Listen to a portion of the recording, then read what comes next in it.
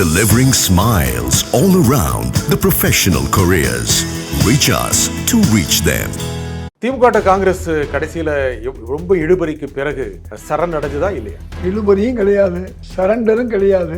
ஒரு அழகா வந்து தன் கையின் மூலமாகவே சைகை செஞ்சிட்டாரு. ஃபினிஷ் அப்படின்ட்டு அவ்வளோ நாங்கள் முடிச்சிட்டோம், நீங்கள் தான் வந்து எப்படியாவது விட்டு போயிடணும், பிரிஞ்சிடணும், ஆட்சியில் பங்கு வேணும், 40 தொகுதி வேணும் இப்படிலாம் கேட்டது உங்கள் கட்சிக்காரங்க.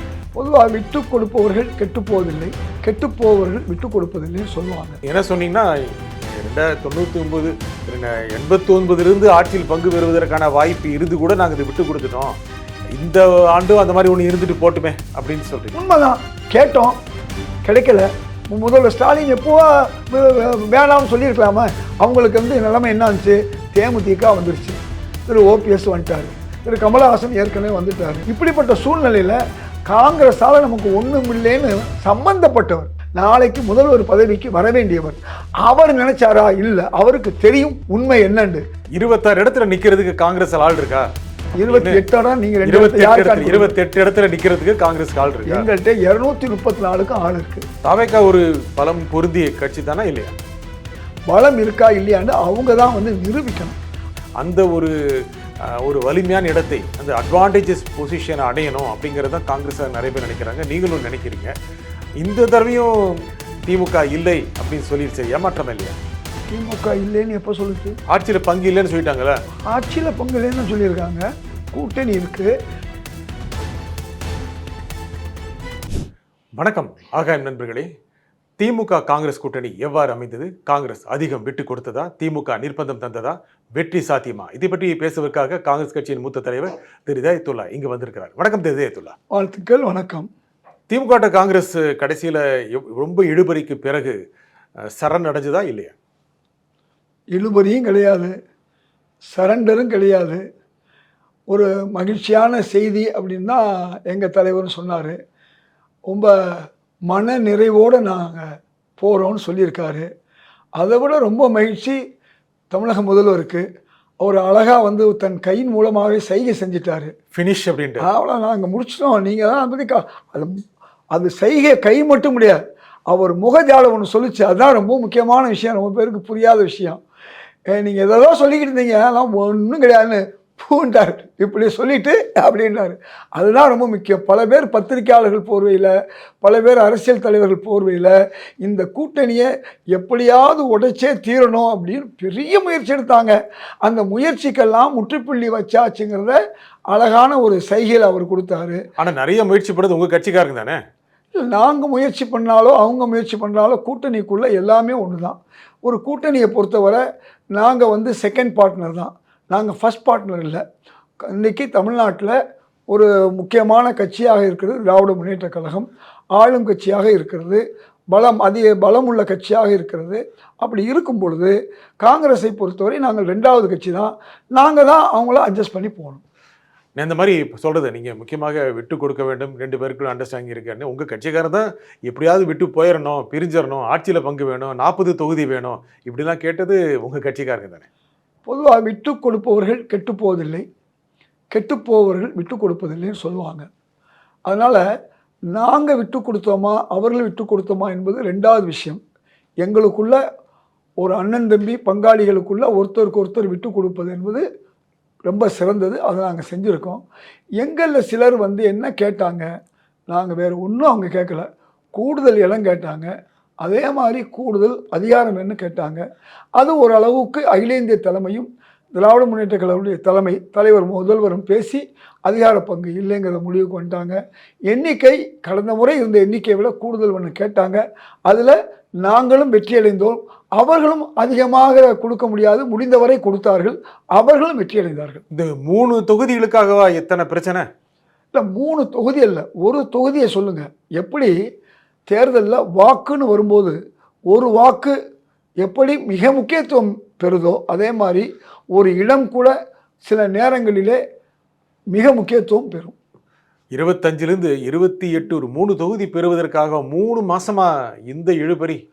எனக்கு தெரிஞ்சு 3 மாதம் இல்லை, குழு போட்டாங்க, பேசினாங்க, வச்சாங்க. கடந்த 1 மாதத்தில் தான் அந்த பேச்சுகள் அதை பூதாகரமாக ஆக்கிய வேலையை வந்து நம்முடைய பத்திரிகைகள் ஊடகங்கள் ஏன்னு சொன்னால் பல நாடகங்களே நடந்துச்சு. சிலர் வந்து திமுகவுக்கு ஆதரவாக பேசுகிற மாதிரி இந்த கூட்டணியை பலவீனப்படுத்தினாங்க. அதுதான் எனக்கெல்லாம் எங்களை மாதிரி இந்த கட்சி இந்த கூட்டணி ஆட்சிக்கு வரணும் அப்படின்னு நினச்ச எங்களை போன்றவர்களுக்கெல்லாம் மனம் வெறுப்பு என்னன்னு சொன்னால், ஒரு சிலர் திமுகவுக்கு சார்பாக பேசுகிற மாதிரி காங்கிரஸை தாழ்த்துவதன் மூலமாக அந்த கூட்டணியினுடைய பலவீனப்படுத்தினா நாளைக்கு திமுக ஆட்சிக்கு வருவது கடினம் என்பதை கூட அறியாமல் சில விதமாக பேசுனாங்க. அவர்களுக்கு தலைவர் ஸ்டாலின் கொடுத்த அந்த சைகையே போதுமானது. நீங்க என்ன சொல்ல வரீங்கன்னா, திமுகவுக்கு சார்பாக பேசுறவங்க இந்த காங்கிரஸை வச்சுட்டு எதுக்கு இங்க மாறடிக்கிறீங்க, விட்டு தள்ளுங்க, திமுகவே பலமான கட்சி, தனியாவே ஜெயிச்சிரும், இந்த காங்கிரஸை கட் பண்ணி விட்டாதான் நல்லா இருக்கும் அப்படின்னு சொன்னாங்கன்னு சொல்றீங்க. நிச்சயமா பாஜகவுடைய எண்ணத்தை, தாவேகாவுடைய எண்ணத்தை, அதிமுகவுடைய எண்ணத்தை அவர்கள் பிரதிபலித்தார்கள் பல்வேறு வகையில். சிலர் வந்து நியாயமாக பேசினாங்க, அவங்கள குறைச்சி மதிப்பிட முடியாது. என்ன சொன்னாங்க, காங்கிரஸும் திமுகவும் கூட்டணியில் இருக்க வரை வென்றிருக்கிறார்கள். 2014 2 பேரும் கூடாததுனால அவர்களுடைய ரிசல்ட் வந்து கேடா முடிஞ்சிச்சு. 2 பேருமே இழந்தார்கள்ங்கிறத பலர் புரிஞ்சாங்க. அதை திராவிட முன்னேற்ற கழக தலைவர் முதல்வர் ஸ்டாலின் அவர்கள் புரிந்ததுனால தான் அதை இவ்வளவு பக்குவமாக கொண்டு போய் எந்த நிலையிலும் இந்த கூட்டணி முறிந்துவிடக்கூடாது, இழப்பு 2 பேருக்கும் தான் என்பதை புரிந்து கொண்டார்கள். சம்பந்தப்பட்டவர் புரிந்து கொண்டாங்க. சம்பந்தப்படாமல் யாரோ ஒருத்தர் நாளைக்கு ஆட்சிக்கு யார் வந்தா என்ன, ராமன் ஆண்டாள் என்ன, ராவணன் ஆண்டாள் என்ன நினைக்கக்கூடிய அந்த ஒரு சிலர் தான் நல்லது செய்கிற மாதிரி நினச்சிக்கிட்டு திமுகவுக்கும் கெட்டது பண்ணாங்க, காங்கிரஸும் கெட்டது பண்ணாங்க. நீங்கள் 2016 முக்கியமாக திமுக காங்கிரஸ் இணைந்து களம் கண்டால் வெற்றி சாத்தின்னு சொன்னீங்க. 2016 அது நடக்கலை. இப்போ நீங்கள் என்ன சொன்னீங்கன்னா, 2 பேரும் இருந்தால் தான் இழப்பு இல்லை அப்படின்னு திரு ஸ்டாலின் உணர்ந்தார் அப்படின்னு. காங்கிரஸ் இல்லைன்னா திமுக தோத்துருக்குங்கிறீங்க. நான் அப்படி சொல்ல வரல. 2014 2 பேரும் கூட்டணியில் இல்லாதனால 2 பேருமே 0. 16 இருந்து கூட ஜெயிக்கலையே. அதான் சொல்ல வர்றேன். 2016 அந்த இதிலேருந்து மீளணும். ஆன்டி இன்கம்பன்சி எங்களுக்கு இருந்துச்சு. அதுலேருந்து மீளக்கூடிய ஒரு நிலைமை. வெறும் 1 விழுக்காடு தான் நாங்கள் இருந்தோம். அன்றைக்கி யார் யார் இல்லை தெரியுமா? இன்றைக்கு எங்கள் கூட்டணி இருக்கக்கூடிய விடுதலை சிறுத்தைகளோ, மதிமுகவோ, கம்யூனிஸ்ட் கட்சிகளோ எல்லாமே வந்து மக்கள் நல கூட்டணி, ஏன் திரு விஜயகாந்த் அவர்களோ தேமுதிகவோ இல்லாமல் அந்த நிலையிலும் காங்கிரஸும் திமுகவும் சேர்ந்து மிகப்பெரிய சாதனையை செய்தது. அந்த சாதனையில் 1 விழுக்காடு மட்டும் நாங்கள் எடுத்திருந்தால் சிறு கட்சிகளை இன்னைக்கு முதல்வர் ஸ்டாலின் அவர்கள் எந்த வகையிலும் யாரையும் விட்டுக் கொடுக்கக்கூடாதுங்கிற அடிப்படையில் சேர்த்த மாதிரி அன்னைக்கு எஸ்டிபிஐயோ அது மாதிரி சிறு சிறு கட்சிகளை சேர்த்திருந்தா அந்த 1 விழுக்காடு எங்களுக்கு நிச்சயமாயிருக்கும். ஆட்சிங்கிற லட்சியத்தை நாங்கள் முழுமையாக ஏற்று முடிச்சிருப்போம். 67 ஆட்சி இழந்த காங்கிரஸ் ஒரு முறையாவது பங்கு பெறணும், ஆட்சி அதிகாரத்துடைய ஒரு ருசியை பெறணும், அந்த ஒரு வலிமையான இடத்தை, அந்த அட்வான்டேஜஸ் பொசிஷனை அடையணும் அப்படிங்கிறத காங்கிரஸ் நிறைய பேர் நினைக்கிறாங்க. நீங்களும் நினைக்கிறீங்க. இந்த தடவையும் திமுக இல்லை அப்படின்னு சொல்லிடுச்சு. ஏமாற்றமா இல்லையா? திமுக இல்லைன்னு எப்போ சொல்லுச்சு? ஆட்சியில் பங்கு இல்லைன்னு சொல்லிட்டாங்களே. ஆட்சியில் பங்கு இல்லைன்னு தான் சொல்லியிருக்காங்க. கூட்டணி இருக்குது. அது காலம் வந்து நமக்கு ஒரு நல்ல ஒரு வழிகாட்டும். அது என்ன, நான் என்ன கேட்குறேன், அது என்ன வழி? பல காலம் அதான் சொன்னேன், எங்களுக்கு பல காலங்கள் எங்களுக்கு வாய்ப்பு கொடுத்துச்சு. அந்த நேரத்தில் எங்களுடைய தலைவர்கள் சிலர் வந்து தவறான முடிவு எடுத்தாங்க. உங்களுக்கு நன்றாக தெரியும். 1996 96 வர்றேன். சரி, காங்கிரஸ் தமாகவாக இருந்துச்சு. அப்போ காங்கிரஸ் அலுவலகம் தமாக அலுவலகமாக தான் இருந்துச்சு. அந்த காங்கிரஸ் அன்னைக்கு ஆட்சியில் பங்கு கேட்டு போயிருக்கலாம். அதே மாதிரி 2001 பங்கு கேட்டு போயிருக்கலாம். அன்னைக்கெல்லாம் நாங்கள் கோட்டை விட்டோம். ஏன் 89 கூட கூட்டணி இருந்திருந்தால் அன்றைக்கு வேற ஒரு சூழ்நிலை இருந்துச்சு. காங்கிரஸே 22% வாக்குகள் வாங்குச்சு. நானே சேப்பாக்கம் தொகுதியில் ஏறத்தாழ 22% வாக்கு வாங்கினேன். அந்த காலகட்டம் அதிமுகவோட அதிகமான வாக்குகளை நான் பெற்றவன், 5000 வாக்குகளை. எதுக்கு சொல்ல வரேன்னு சொன்னால், இப்படி பல நேரங்களில் 2006 அதில் உங்களுக்கு நன்றாக தெரியும், எங்களுக்கு வாய்ப்பு இருந்தும் அன்றைக்கு எங்கள் தலைமை பரவாயில்லை நாம் விட்டு கொடுக்கலாம்னு சொன்னாங்க. அதனால் பல காலகட்டங்களில் நாங்கள் வந்து வாய்ப்பை இழந்திருக்கோம். அதே மாதிரி இது ஒரு வாய்ப்பாக நினச்சிட்டு போகிறோம். இப்போ உதாரணமாக 1989 நான் தேர்தல் நின்றேன். அதுக்கு பிறகு 16 தேர்தல் வந்துச்சு. பாராளுமன்ற தேர்தல், சட்டமன்ற தேர்தல், எதுலேயுமே எனக்கு வாய்ப்பு கொடுக்கல. நான் வந்து அன்றைக்கிலிருந்து இன்னைக்கு வரையும் தொலைக்காட்சி பிரபலியம் தான் நான் 80லேருந்து. ஆக பிரபலமானவர்களுக்கு கொடுத்தா அதிகமான வாக்குகள் பெற முடியும்னு திமுக நம்புகிற அளவுக்கு, மற்ற கட்சிகள் நம்புகிற அளவுக்கு எங்கள் காங்கிரஸ் கட்சி நம்பலை. அதனால் எனக்கு சீட்டு கொடுக்கல. அதுக்காக வேண்டி நான் காங்கிரஸ் விட்டு போகலையே. ஏன்னா பெருந்தலைவர் காமராஜரால் நான் ஈர்க்கப்பட்டவன், அவர் என்னை கொண்டு வந்தவர். அதனால் காமராஜர் வந்து எந்த பதவியை பற்றி சிந்திக்காதவர், பணத்தை பற்றி சிந்திக்காதனால நான் காமராஜருக்காக ஒரு கொள்கைங்கிற அடிப்படையில் நான் இருந்தேன். இந்த தடவை கூட திமுக ஆட்சி ஏன் வரணும்னு நாங்கள் விரும்புகிறோம் அப்படின்னு சொன்னால், இந்த ஆட்சி மட்டும்தான் மக்களுக்கான ஆட்சி, மக்களுக்கு உதவி செய்யக்கூடிய ஆட்சி, தமிழுக்காக உள்ள ஆட்சி. அதே மட்டுமல்ல, அகில இந்திய அளவில் நிதியை பெறுவதில் கடினமாக இருக்கக்கூடிய ஆட்சி. ஆக தமிழக மக்களுக்கு பல்வேறு நல்ல காரியங்களை செய்த இந்த ஆட்சி இருக்கணுங்கிற அடிப்படையில் தான் நானே காங்கிரஸும் திமுகவும் இணைந்து இருக்கணும்னு சொல்லி பாறாங்கல் மாறி இருக்குது, எஃகு மாறி இருக்குது, இரும்பு கோட்டையாக இருக்குது சொல்லிட்டு வந்தேன் ஒவ்வொரு தொலைக்காட்சியிலும். அது இன்னைக்கு நடைபெற்று இருக்கிறதுல எனக்கு மகிழ்ச்சி. என்னுடைய வேலை அதில் முடிஞ்சு போச்சு. நீங்கள் என்ன சொன்னீங்கன்னா, 1999 89லிருந்து ஆட்சியில் பங்கு பெறுவதற்கான வாய்ப்பு இருந்து கூட நாங்கள் இதை விட்டு கொடுத்துட்டோம், இந்த ஆண்டும் அந்த மாதிரி ஒன்று இருந்துட்டு போட்டுமே அப்படின்னு சொல்றீங்க. உண்மைதான், கேட்டோம், கிடைக்கல. அப்போ கேட்டு கிடைக்காத ஒன்றுக்காக வேண்டி மக்களை பலியிடலாமா? ஆனால் இப்போ மக்கள் தான் முக்கியம். மக்களுக்கு தேவையான ஒரு ஆட்சி இன்னைக்கு வந்து வேற யாரும் கொடுக்க முடியாது. அது அதிமுகவால் கொடுக்க முடியாதுன்னு ஏற்கனவே ப்ரூவ் பண்ணிட்டாங்க. தாவேக்கா இன்னும் எந்த இடத்தையும் பெறலை. அவர்களால் என்ன செஞ்சு இதுவரை செய்யலை. வார்த்தையில் சொல்லலாம், உங்களுக்கெல்லாம் வீடு இருக்கணும், உங்களுக்கெல்லாம் ஸ்கூட்டர் இருக்கணும், ஸ்கூட்டர் தர்றேன்னு சொல்லலை, உங்களுக்கெல்லாம் வந்து கார் இருக்கணும், இப்படித்தான் சொல்கிறாங்களே ஒழிய எப்படி நாங்கள் இந்த காரியங்களை செய்வோம் அப்படின்னு சொல்கிறதுக்கு இன்னைக்கு வரையும் தாவேக்காவும் சொல்ல முடியல. அதிமுக ஏற்கனவே மக்கள் பார்த்துட்டாங்க. அவங்களால வந்து தமிழர்களுக்கு இழப்பு, தமிழர்களுடைய வேலைவாய்ப்பு இழப்பு, உதவி மின் திட்டத்தில் கையெழுத்து போட்டனால இன்றைக்கி மின்சார விலை கூட இருக்குது. இப்படி பல காரியங்களில் இன்றைக்கு அதிமுக தமிழ்நாட்டுக்கு எதிராக இருந்திருக்கு நாம் பார்க்குறோம். அப்போ அப்படி இருக்கும் பொழுது ஒரு சிறந்த ஆட்சியை வந்து திரு ஸ்டாலின் அவர்கள் கடந்த 5 ஆண்டுகளில் கொடுத்துருக்காரு. ஆகவே அந்த ஆட்சி வரணுங்கிற காண்டி தான் இவ்வளவு ஏற்பாடுகளையும் நாங்கள் முயற்சி எடுத்தோம்.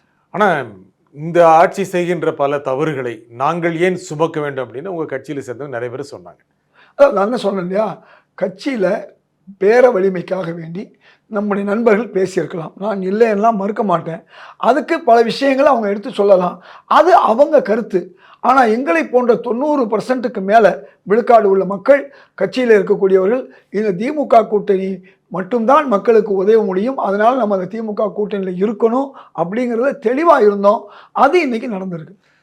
எவ்வளோ கஷ்டத்துக்கு அப்புறம், கிட்டத்தட்ட நீங்கள் 1 மாதம் சொன்னீங்க, கிட்டத்தட்ட 2-3 மாதங்களாகவே யாரோ ஒருத்தர் கருத்து சொல்லிகிட்டே வந்தாங்க, இந்த அணியை ஏதோ ஒரு வகையில் சிரமப்படுத்துகிற வகையில் 2 பக்கமும் முக்கியமாக காங்கிரஸ் இருந்து எவ்வளவு போன இந்த உடன்பாடு நடக்கிறதுக்கு முதல் நாள் வரைக்கும் உடன்பாடு வருமா அப்படிங்கிற சந்தேகம் இருந்து இப்பொழுது உடன்பாடு வந்திருப்பது 2 கட்சி தொண்டர்களையும் கடத்தில் ஒன்றாக சேர்ந்து பணியாற்றும்படி செய்யுமா?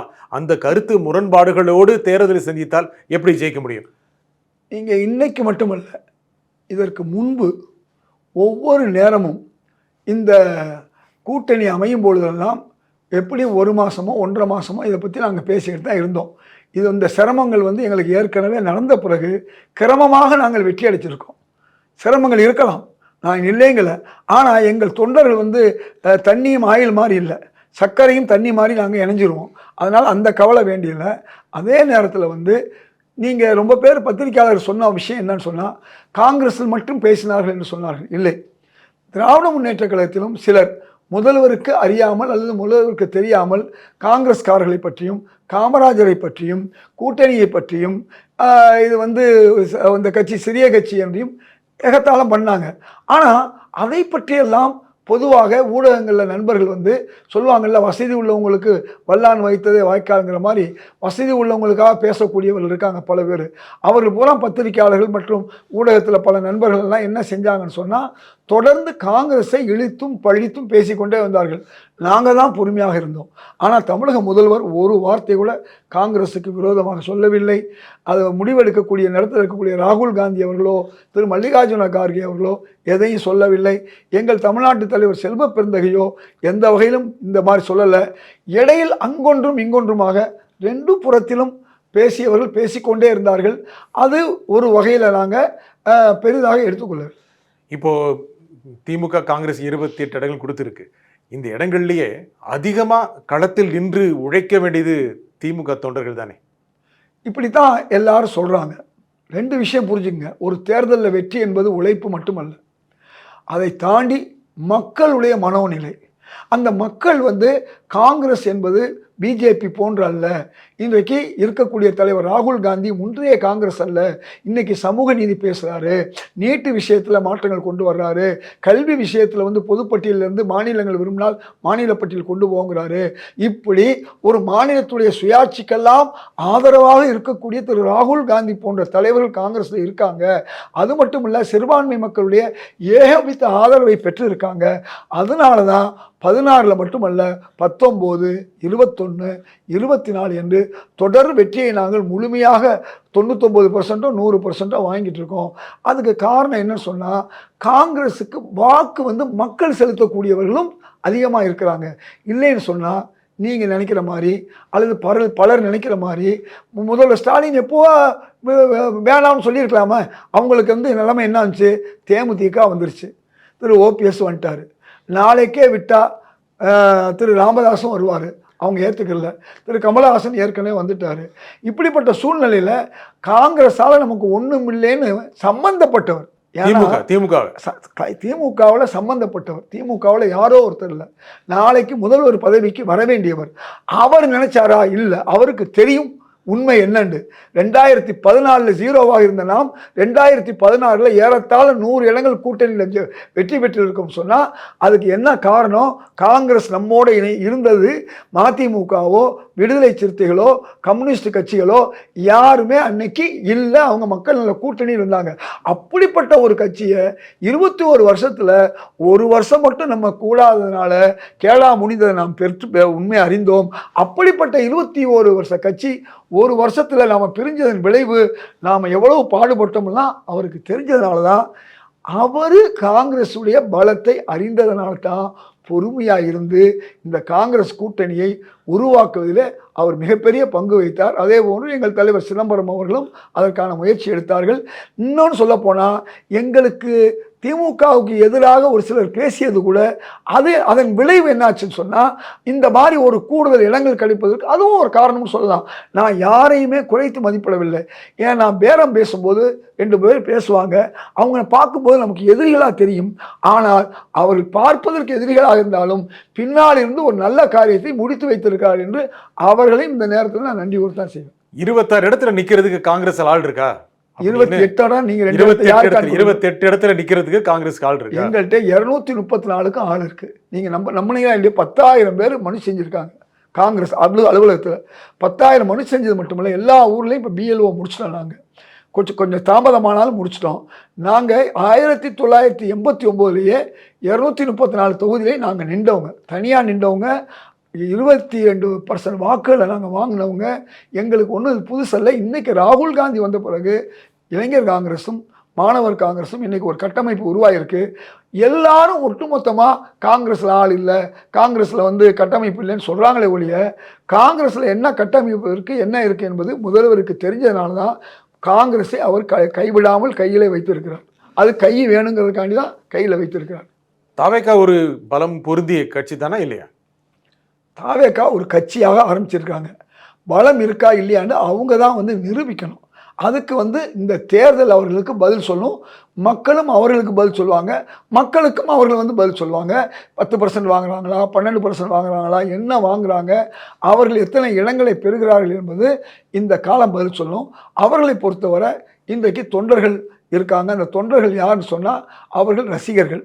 அவர்கள் தொண்டர்களாக இந்த தேர்தல் தான் அவங்களை மாற்ற போகுது. அப்போ தான் தெரியும் அந்த தொண்டர்கள் எந்த அளவுக்கு தேர்தலில் அவங்க வேலை செஞ்சாங்க, எவ்வளோ வாக்குகளை கொண்டு சேர்த்தாங்க, எவ்வளோ அந்த கட்சிக்கு வாக்கு சதவீதம் என்பதெல்லாம் தெரிஞ்சுட்டா நிச்சயமாக அந்த கட்சி பலம் வருதா இல்லையாங்கிறது மக்கள் தான் முடிவு செய்யணும். ஆனால் ஒரு வாக்குகளை பிரிக்கிற கட்சியா இல்லை வாக்குகளை பெறுகிற கட்சியா தாவேகா மாறுமா? அதாவது திமுக ஒரு கொள்கை உள்ள கட்சி. திமுக கூட்டணியில் இருக்கக்கூடிய காங்கிரஸ் மற்றவங்கெல்லாம் அந்த கட்சியினர் பூராமே நிச்சயமாக எந்த நிலையிலும் அதிமுகவுக்கும் வாக்களிக்க மாட்டார்கள், தாவேகாவுக்கும் வாக்களிக்க மாட்டார்கள். ஆனால் இப்போ அதிமுகவை பொறுத்தவரை உங்களுக்கு நன்றாக தெரியும், அதிமுகவுடைய பிரச்சனை வந்து நாளுக்கு நாள் அவர்கள் மைனஸ் நிலைமைக்கு போயிட்டு இருக்காங்க. அந்த கட்சியில் இருந்த ரெண்டு இணையான தலைவரில் ஒருத்தர் ஓபிஎஸ் வந்து இன்னைக்கு திமுக தான் ஆட்சிக்கு வரணும்னு அவர் ஒரு புறம் குரல் கொடுத்துக்கிட்டு இருக்காரு. அந்த கட்சியில் ஏற்கனவே இந்த செங்கோட்டையன் போன்றவர் மட்டுமல்ல பலர் இங்கே வந்துட்டாங்க. அதனால போயிட்டாரு. ஆமாம், போயிட்டாரு. அங்கே இல்லைன்னு சொல்ல வரேன், அதிமுகவில் இல்லை. இப்படி பலர் அதிமுகவில் இல்லை. அப்படிப்பட்ட ஒரு சூழலில் ஒரு கட்சி அவர்கள் கூட்டணி எடுத்துக்கிட்டா பாமக 2ஆக உடைஞ்சிருக்கு. அதே மாதிரி அவர்கள் கூட்டணியில் இருக்கக்கூடிய தினகரனுக்கு ஆதரவானவர்கள் பலர் வந்து வேறு கட்சிக்கு போயிட்டாங்க. காரணம் என்னன்னு சொன்னால் அவர் வந்து மீண்டும் மீண்டும் ஒரே விஷயத்தை சொல்கிறாரு, ஆனால் மாறுறாரு. அதிமுகவோ பழனிசாமியோ கூடாது, நம்பிக்கை துரோகி, 420 சொல்லிக்கிட்டு இருந்தவர்கள் இன்னைக்கு சேர்ந்துருக்காங்க போது இப்படி ஒரு கட்சியில் சேரலாமா, வேறு வழி இல்லாமல் திரு தினகரன் சேர்ந்துருக்கலாம். ஆனால் அவருக்கு கீழே உள்ளவர்கள்லாம் அப்படி வந்து அவர்கள் நினைக்கல. அதனால அந்த கட்சி பலம் இழந்திருக்கு. அப்போ திமுக கூட்டணி புது கட்சிகள் வந்து ஒரு பொலிவோட ப்ளஸ் என்று போய்கிட்டே இருக்கு. 21 கட்சிகள் கூட்டணி வந்திருக்கு. 26 மொத்தம் 26 கட்சிகள். 21 கட்சிகள் எனக்கு தெரிந்து, மற்றவர்களெல்லாம் வந்து ஆதரவு அளிக்கும். அது நிறைய கட்சி ஆதரவு அளிக்கும். ஆனால் எத்தனை கட்சிகளை சேர்த்துக்கிறது அப்படிங்கிறது திமுக உறுதியா இல்லை, தேர்தலில் தோத்துருவோங்கிற பயத்தில் இருக்கு, அப்படி இல்லையா? இல்லை, கடந்த முறை சுமார் 140 இடங்களுக்குள் இருந்த திமுக இன்றைக்கு கூட்டணி வந்து 160 இடங்களுக்கு மேலே வந்தாங்க. 160-70 இடங்கள். இந்த முறை 225 இடத்துல 205, 234, 205, 210 இடம் இலக்கு வச்சுருக்காங்க. அந்த இலக்குகளுக்கு சிறு கட்சிகள் கூட, அது அணிலுடைய உதவியாக இருக்கலாம், அது யாருடைய உதவியாக இருக்கலாம், அந்த உதவி வேண்டும் என்பதனால இன்னைக்கு திராவிட முன்னேற்ற கழக தலைவர் ஒரு பெரிய வியூகம் வகுத்து யாரையும் எப்படி மக்கள் விஷயத்தில் எந்த தரப்பினரையும் நான் விட்டுவிட மாட்டேன்னு அத்தனை பேருக்கு நான் உதவுவேன்னு சொல்கிறாரோ, அதே மாதிரி எந்த கட்சியையும் இந்த கொள்கையை ஏற்று வரக்கூடியவர்கள் விடமாட்டேன்னு சொல்லி அவ்வளோ பேரையும் ஒன்றிணைத்திருக்கிறார்னா, இதுவரை தமிழக வரலாற்றில் இவ்வளோ பெரிய கூட்டணியை எந்த தலைவரும் செய்யலை, அவர் செஞ்சிருக்காரு. நோக்கம் என்னன்னா, இந்த கூட்டணி 205 இடங்களுக்கு மேல் பெறணுங்கிறது தான். ஆனால் அதிமுக ரொம்ப நம்பிக்கை இருக்கு. திரு எடப்பாடி பழனிசாமி முதலமைச்சராகிவிட முடியும்னு நினைக்கிறாரு. பாஜக சொல்லுது என்டிஏ ஆட்சிக்கு வரும்னு சொல்லுது. ஏனென்றால் 5 ஆண்டுகள் ஆட்சிக்கு பிறகு பல விதமான எதிர்மறை மனநிலைகள் மக்கள்கிட்ட இருக்கின்றன. ஆன்டி இன்கம்பன்சி இருக்கு, சட்டம் ஒழுங்கு சீராக இல்லை, தினமும் ஏதோ ஒரு இடத்தில் ஒரு பிரச்சனை நடக்கிறது, கொலை நடக்கிறது, பாலியல் வன்முறை நிகழ்வுகள் நடக்குது. இதெல்லாம் மக்கள்கிட்ட எதிர்மறை அம்சம் தானே கொடுக்கும். அதாவது திரு சீமான் கூட முதல்வராகிறதுக்கு தான் 234 தொகுதியில் நிற்கிறார். தாவேக்காவும் முதல்வராக தான் 234 நிற்கிறாங்க. அந்த மாதிரி இன்றைக்கி அதிமுக. இப்போ பிரச்சனை என்னென்னா, 2வது இடத்தை யார் பிடிப்பது? இப்போ திமுக தலைவர் முதல்வர் ஸ்டாலின் திரு விஜயை பற்றி ஏதாவது சொல்லிட்டு இருக்காரா? இல்லை, அந்த வேலை அவருக்கு இல்லை. இப்போ என்ன பிரச்சனைனா, தாவேக்காவை அதிமுகவை விமர்சிக்கிறாங்க. நீங்கள் பார்த்தீங்க, அமமுக விமர்சிக்குது, பாஜக விமர்சிக்குது. சமீப காலமாக நீங்கள் பார்த்துருப்பீங்க. அப்போ காங்கிரஸோ திமுகவோ விமர்சிக்க வேண்டிய வேலை இல்லாமல் எங்களுக்கு பண்ணிட்டாங்க. ஏன் இவங்களை அவங்க விமர்சிக்கிறதும், தாவேக்கா சமீப காலமாக திமுகவை கூட விமர்சிக்காமல் யாரை விமர்சிக்கிறாங்க? அதிகமாக அதிமுகவை தான் விமர்சிக்கிறாங்க. இந்த இப்படிப்பட்ட ஒரு சூழல் என்ன நடந்துக்குதுன்னா, 2வது பெரிய கட்சியாக தாவேக்கா வருவதா அதிமுக வருவதாங்கிற பிரச்சனையில் தான் இன்றைக்கி அவங்க போய்கிட்டு இருக்காங்க. அதனால் நாங்கள் என்ன செய்கிறோம், அணியை பலமாக்கி மக்கள்கிட்ட போகிறோம். கடந்த மாதம் சொன்னார் திரு முதல்வர் ஸ்டாலின் அவர்கள், அதாவது இந்த மாதம் பூரா எங்களுக்கு விழாக்கள் மாதம், அதாவது மாநாட்டு மாதம்னு சொன்னார். அந்த மாதிரி நாங்கள் மக்கள்கிட்ட போய்கிட்டு இருக்கோம், மாநாடு நடத்திக்கிட்டு இருக்கோம். ஆடிக்கு ஒரு முறை, அமாவாசைக்கு ஒரு முறைன்னு சொல்கிற மாதிரி விஜய் அவர்கள் 15 நாளோ 20 நாளோ ஒரு 42 நாள் காணாமல் கூட போனார் கரூர் சம்பவத்துக்கு பிறகு. அதனால் நாங்கள் தெளிவாக வெற்றியை நோக்கி முன்னேறி கொண்டிருக்கோம். எங்களை பின்தொடர்வதில் அந்த 2 பேருக்கு இடையில் 2வது இடம் 3வது இடம் யார் அப்படிங்கிறத அவங்க நிற்கிறாங்க. ஏற்கனவே இந்த சீமானுடைய வாக்கு கூட நம்முடைய தாவேக்கா பெருமுடு தாவேக்கா நம்புது. அதனால தான் சீமான் தாவேக்காவை திட்ட வேண்டிய என் தம்பின்னு சொன்னவர் இன்றைக்கி திட்ட வேண்டிய நிலைக்கு போயிட்டார். அப்போ இந்த மாதிரி ஒரு சூழலில் அதிமுக 3வது இடமா தாவேக்கா 3வது இடமான்னு காலந்தான் பதில் சொல்லணும். திரு விஜய்க்கு கிறிஸ்தவ சமூகத்தினர் ஓட்டு கிடைச்சிடும்ல? அதாவது ஒரு விஷயம் நல்லா புரிஞ்சுக்கணும், தமிழ்நாட்டு மக்கள் மத ரீதியாக வாக்களிக்க மாட்டார்கள். பல பேர் சொல்கிறாங்க, அப்படி இல்லை.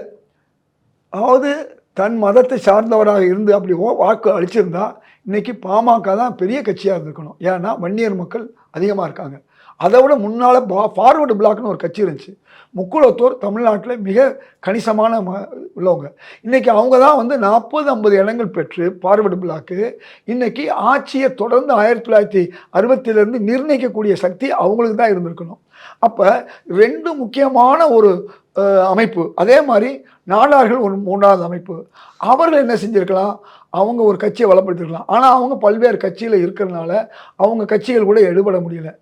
ஏன் முஸ்லீம்கள் எடுத்துக்கங்களேன், முஸ்லீம்கள் வந்து தனியாக நின்றுந்தால் 60 லட்சம் ஓட்டு இருக்குது, நம்ம ஒரு 40 சீட்டு பெறலாம், 50 சீட்டு பெறலாம், நாமளே நம்ம இந்த கட்சிகளை பூரா ஆட்சிக்கு வரும்போது நம்ம இல்லாமல் ஆட்சிக்கு வர முடியாது நினச்சிருந்தா நடந்துருக்கலாம். அது நடந்துச்சா? இல்லை.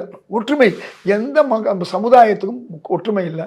அவர்கள் பிடித்த கட்சிக்கு கிறிஸ்தவர்களுக்கு தெரியும் யார் நமக்கு உதவியாக இருக்கிறார்கள், முஸ்லீம்களுக்கு தெரியும், உங்களுக்கு நன்றாக தெரியும். நான் எந்த பதவியிலையும் கிடையாது, எம்எல்ஏ இல்லை, எம்பி இல்லை.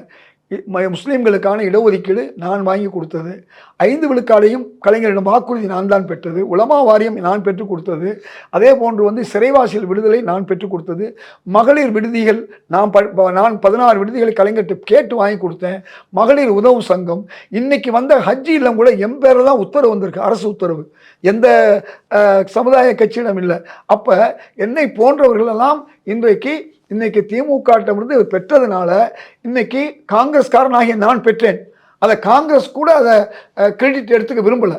ஆனால் திமுகவும் கூட்டணி கட்சிகளும் அதை கிரெடிட்டாக எடுத்ததுனால தான் முஸ்லீம்கள் மொத்தமாக வாக்களிக்கிறாங்க. மத அடிப்படையில் தங்களுக்கு செய்த ஒரே கட்சி, சொல்லி செய்யாத கட்சி அதிமுக. இடஒதுக்கீடு தர்றேன்னு 2001 நம்முடைய கடற்கரையில் சொன்ன அம்மா செய்யலை. அதுக்கடுத்து திரும்பவும் வந்தாங்க 2011 5 விழுக்காடு தர்றேன்னு ஸ்ரீரங்கத்தில் சொன்னாங்க, செய்யலை. ஆனால் செஞ்சது யார்? முன்னாள் முதல்வர் கலைஞர். இன்றைக்கு முதல்வர் ஹஜ் இல்லம் வரை செஞ்சுருக்காரு. மகளிர் சங்கம் 10 லட்சம் கொடுத்தா 20 லட்சத்தை நான் ஏற்பாடு பண்ணி வாங்கி கொடுத்தேன். அன்றைக்கு ஒரு அமைப்பாக இருந்தது, இப்போ மாவட்டத்துக்கு 2 அமைப்பாக இன்றைய முதல்வர் தமிழக முதல்வர் ஸ்டாலின் அவர்கள் கொண்டு வந்திருக்காரு. இப்படி பார்க்கும் பொழுது பல்வேறு கல்லூரிகள், வக்குப்பு கல்லூரிகள், பல்வேறு கல்லூரிகளுக்கு இலவசமாக கொடுத்தது, இவையெல்லாம் முஸ்லீம்கள் அந்த நன்றி உணர்வு தான் ஓட்டு போடுறாங்க ஒழிய நாமெல்லாம் மத ரீதியாக வந்து ஒன்று சேர்ந்து ஓட்டு போடல. அதுலேயும் ஒரு சிலர் உங்களுக்கு ஒரு 2.5% 1% வந்து இன்றைக்கி அதிமுகவில் இருக்காங்க, தாவேக்காவில் இருக்கலாம். ஆனால் தாவேக்காவுக்கும் முஸ்லீம்கள் ஆதரவு அதிகம் ஆகிட்டு தான் இருக்கு அப்படின்னு சொல்கிறாங்க. அது எப்போ ரிசல்ட் வந்தால் தான் எனக்கு தெரியும். இப்போ என்ன சொல்கிறாங்க மக்கள், முதல் 14 விழுக்காடு கிறிஸ்தவ முஸ்லீம்கள் ஓட்டு திமுக விழுகுது, அந்த நேரம் 0ல் தான் அதிமுக இருக்குது. 15வது விழுக்காடு திமுகவுக்கு போகும்போது இவங்களுக்கு 1 விழுக்காடு 2 கொடுக்கும். அந்த அளவுக்கு கிறிஸ்தவ சமுதாயத்துக்கும் முஸ்லீம் சமுதாயத்துக்கும் இந்த திராவிட முன்னேற்ற கழகம் அதிகமாக செஞ்சதுனாலையும் இந்த 2 மதத்தினருக்கும் விரோதமாக இல்லாதனாலையும் இதே நேரத்தில் ஒட்டுமொத்த இந்துக்களுடைய வாக்குகளை இன்றைக்கி அதிகமாக திமுக தான் பெறுது. ஆனால் இந்து சொல்லி இந்துத்துவான்னு சொல்கிறவங்க பூராமே அவர்களை நம்புவதற்கு தமிழக மக்கள் தயாராக இல்லை. மத ரீதி அவங்க எடுத்துக்கலாம் இல்லையா பாஜக. ஏன் பாஜக வந்து 4 சீட்டு கூட அதிமுக தயவில் தான் பெற்றுச்சு, அவங்களுக்கு 1 சீட்டு தான் தனியாக வாங்கியதெல்லாம் 12,000 ஒரு தடவை வாங்கியிருக்காங்க. 2 முறை 4 சீட்டுக்கு மேலே அவங்களால ஏன் போக முடியல? அப்போ கூட மக்கள் நினைக்கிறாங்க அதிமுகவாக இருந்தாலும் அதிமுக காரர்கள் கூட பாஜகவுக்கு வாக்களிப்பதில்லை. இந்த நிகழ்ச்சியில் கலந்து கொண்டு உன் கருத்து கூறிய திரு இதயத்துள்ள மிக்க நன்றி. நன்றி, வாழ்த்துக்கள். மீண்டும் ஒரு நிகழ்ச்சி சந்திப்போம். நன்றி, வணக்கம். Delivering smiles all around the professional careers. Reach us to reach them.